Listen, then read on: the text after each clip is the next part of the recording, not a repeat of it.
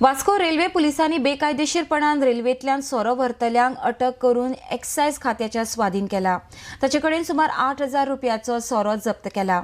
तो कर्नाटकाचो एक्सायजा कडल्यान परमीट घेयनाशिल्ल्यान ताचेर कागाळ नोंद केल्या.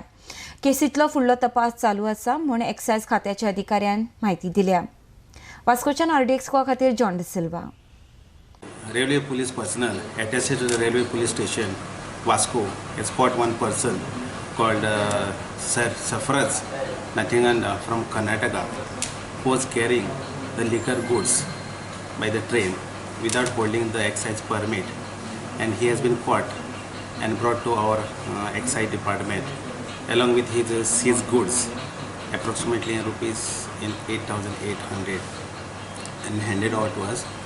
Then we caught him and we kept in our custody, and as per our procedure we filed case against the accused Safraz for violating Goa excise duty rules of section 8 excise duty of Goa 1964 for possession and transaction of liquor without holding the permit, and further process we are proceeding forward.